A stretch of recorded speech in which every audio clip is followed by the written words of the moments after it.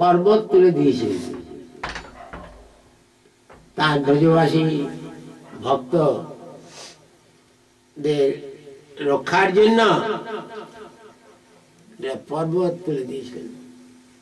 এমনি তিনি শক্তিমান ছিলেন। সে पर्वतটা এরিয়া কত? 60 মাইল লম্বা আর 40 মাইল চওড়া আর 3 মাইল উঁচু। সেই দাপর যুগে সেই বলে না গোবর্ধনধারী গোপাল ভগবান গিরি গোবর্ধন ধারণ করেছিলেন।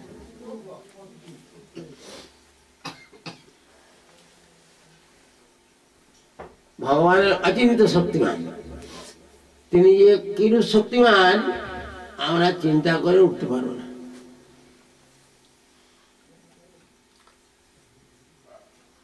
আমরা থার্মাল করে যে ইলেকট্রিক জ্বলছে,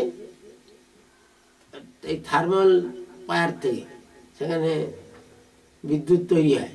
এই আপনাদের বাঁকুড়া জেলায় একটা মেজিয়া একটা আছে,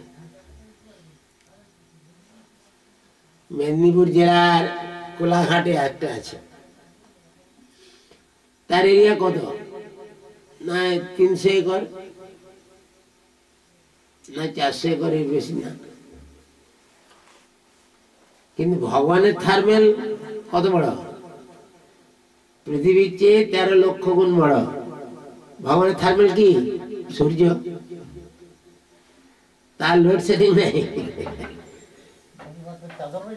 মেঘ হলেও দেখা যায় সব।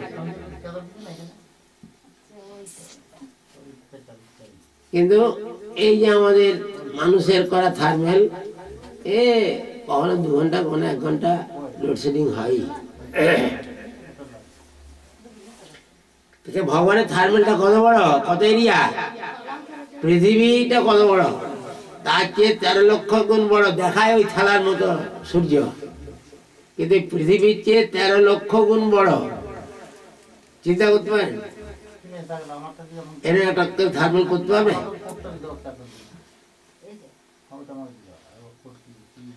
এই পৃথিবীর চেয়ে 13 লক্ষ গুণ বড় হলো এই সূর্য। তাহলে কি ব্যাপার চিন্তা করলে ভগবানের কি ক্ষমতা।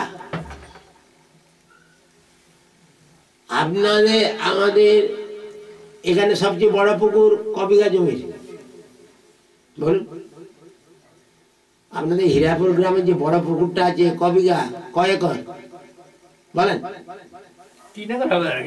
3 একর। আর এই পালের গায়ের রসিকনগরপুরের পুকুরটা বেশি হবে, কত হবে? 8 একর 9 একর হবে। আচ্ছা নাই 50 একরই ধরলাম। আপনারা 50 একরে একটা পুকুর করতে পারেন। আচ্ছা এই মহাসাগর করতে পারবেন? প্রশান্ত মহাসাগর যার লক্ষ লক্ষ মাইল এরিয়া, পৃথিবীর 3 ভাগই জল আর 1 ভাগ স্থল। তাহলে জল কত এরিয়া মাপতে পারবেন? কয়েক লক্ষ মাইল জুড়ে জল আছে এই মহাসাগর। আপনি আমি করতে পারবো? তাহলে সৃষ্টি হয়ে যাবে, স্রষ্টা আছে, সে কে? ভগবান। আপনিও করেননি আমিও করিনি, কিন্তু সৃষ্টি যখন হয়েছে স্রষ্টা নিশ্চয়ই আছে।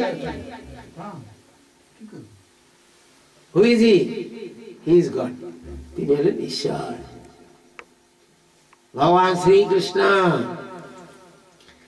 তাই এই ভগবানের লীলা এই ভাগবত আছে। ঝম্পট দাঁত ভগবানের লীলা আমরা আজ একটু পাঠ করব শ্রীমদ্ ভাগবত থেকে। ভাগবত কেন বলা হয়েছে? ভগবানের কথা যাতে আছে যে গ্রন্থে বা যে পুঁথিতে, তাই ভাগবত। এই বড় বড়টা